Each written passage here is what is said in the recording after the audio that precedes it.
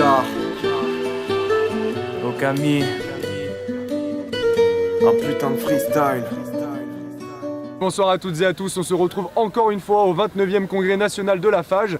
Et pour l'occasion de la soirée culturelle qui se tient ce soir aux arènes de Cimiez, nous avons le Môme, accompagné de Icare mais également de Okami, qui se retrouvent donc ici aux arènes de Cimiez, qui viennent tout juste de sortir de scène. Alors du coup on va faire un petit interview avec eux de quelques minutes.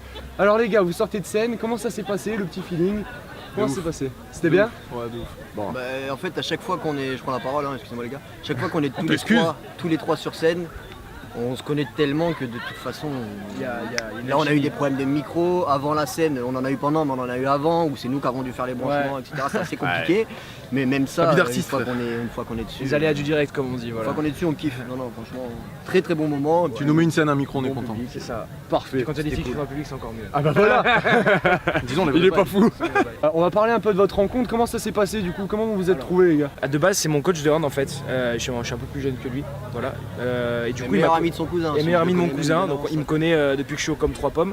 Et je me suis mis à écrire à des moments où ça allait très mal, en fait, et j'ai écrit énormément de textes à l'époque. Et une fois que j'en ai eu un vraiment bien fait, mon cousin me dit que je rappais. Il m'a fait putain et tout énorme, il m'a fait passer en premier studio. À partir de là, on est parti sur les planches du volume, on a commencé à essayer voir ce que ça donnait avec une scène, avec du public, etc. On a rencontré notre ami le Môme, ici présent, voilà. C'est ça, ouais, nous on s'est rencontrés il y a 2 ans. C'est ça, il y a 2 ans. Et à partir de là, bah voilà, on a eu feeling. Moi j'habitais sur Nice, lui aussi. On a changé chez les autres, on commençait à gratter, à écrire, à rapper ensemble, à imaginer ce qu'était de faire des scènes ensemble. En fin de compte, bah maintenant on y est. Et depuis on s'est plus lâché. Depuis on se quitte plus. Ça. Voilà. Et une fois qu'on a tous nos EP sortis, ce sera un EP commun, je pense. Bien sûr, c'est une certitude. Comment ça se fait que vous vous êtes tourné plus vers le lyrique, vers le poétique au final? Parce qu'on est un peu sur du poétique. Prends la parole. Prends la parole frère, démonte tout là. Je peux pas blairer ça. Non mais voilà, je vais être franc, je peux pas blairer ça. Je trouve qu'il n'y a aucune musicalité, que c'est très souvent les mêmes instrus, les mêmes flows. Ok, tu peux avoir 15 flows différents sur de la trappe, mais les 15 flows seront les mêmes à chaque fois. Donc c'est moi, la première fois que j'ai écouté de la trappe, je me suis dit oh c'est pas mal, ça change. Mais c'est tout le temps la même chose. C'est linéaire. Je sais pas que je déteste ça, mais c'est tout le temps la même chose. Et moi, ce que j'aime bien dans justement le rap old school, c'est que tu peux partir en vrille, tu peux partir sur du rap reggae, tu peux partir sur la variété française, tu peux partir sur une chanson un peu chantée, sur du rap bien. Enfin, t'as vraiment trop de portes qui s'ouvrent que la trappe, je trouve, tu fais la trappe. Ça et putain. Mais du coup, on va parler un peu des meilleurs et des pires moments de ta carrière. Parce que même pour vous les gars, hein, même pour Icare, même pour Okami, si vous avez des pires et des meilleurs moments dans votre carrière, allez-y, hein, c'est le moment. Enfin, je sais que moi j'ai eu un jour au volume où on m'a sorti une prod dégueulasse, de type vraiment ignoble. Donc j'ai posé mais vraiment comme mon grand-père qui lit la Bible, tu vois ce que je veux dire? C'était assez infernal, c'est des moments comme ça, des comme ça, on s'adapte et ça apporte plein de choses, même les ratés qu'il y a ou les petites merdes techniques, c'est pas un souci. Donc voilà, ça apporte vachement d'expérience, et voilà, on saura après gérer, etc. Voilà. Et comme ils disaient mes potes, je suis tout à fait d'accord avec eux, on fait ça parce qu'on en a besoin. C'est comme vomir, pour moi c'est vomir mon mal-être sur la feuille. Quand je l'ai fait, je me sens libéré de quelque chose, c'était incroyable.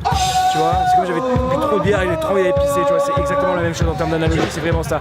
C'est horrible hein, mais c'est con à dire, mais c'est vraiment ça en termes d'analogie, parce que là c'est plus émotionnel.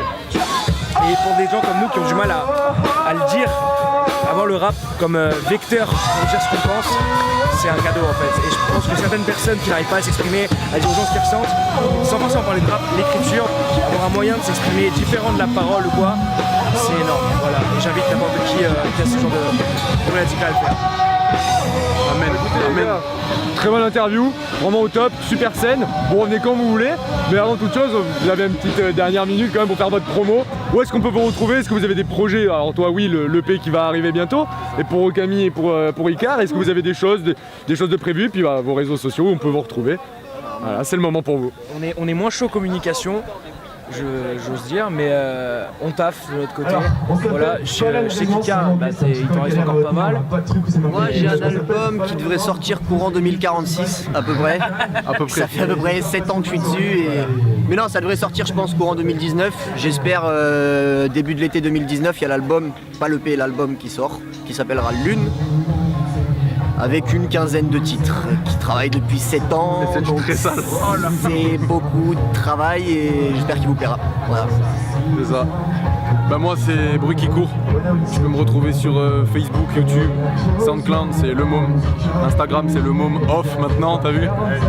Et puis ouais, on a sorti un clip là, freestyle avant l'EP. Franchement, on est super contents. Ouais, ça marche bien. Rien qu'humainement, t'as vu le fait qu'il y ait tout ce monde là sur Masséna, il y a la meuf qui a fait son cover avec la guitare électrique et tout. Enfin, on est des privilégiés, on a de la chance. La suite elle va arriver bientôt. Voilà, le môme, Facebook, Les patients, c'est tout ce qu'il y a à dire. Icar, Facebook et Okami sur Facebook. Et ça va arriver fort. Perso, moi c'est pareil, moi je suis un peu le rapia de la bande parce que j'ai pas mal de sons mais je les garde pour l'instant, mais comme une louve pour m'élever ses petits. Dès que j'ai tout qui est clippé, dès que j'ai tout qui est prêt, j'envoie tout. On fait un peu de promo, au début au compte-goutte et à la fin le gros EP. Et voilà, ce sera orienté très un peu culture asiatique, culture japonaise. Mon blast c'est Okami, ça veut dire loup en japonais. Le nom de l'EP sera Sayonara qui signifie adieu. Voilà, si c'était pour le côté Google Trad. Voilà. Et dernier big up à ceux qui sont là-bas en train de passer, qui vont certainement arriver juste après. Gros son, du bon rock, gros big up à eux. C'est ça même. Du bon punk comme on les aime. Ces mecs ils font tout, ils font même la promotion pour le groupe qui arrive juste après. En tout cas, nous sur Campus Média, on se retrouve toujours comme d'habitude sur YouTube, sur Instagram, sur Facebook. Vous pourrez retrouver donc leur interview très bientôt sur toutes ces plateformes. Moi je vous dis à tout de suite, on va aller voir Fallen Resonance juste après la scène et on va les filmer. Et en tout cas, merci à tous et bonne soirée. Je voudrais savoir ce qu'est le manque, si ce n'est un excès de vide. Le temps c'est deux aiguilles qui tournent trop vite. Mon place prendra son sens quand je ferai du rap avec des rides, avec des rires, on efface presque tout.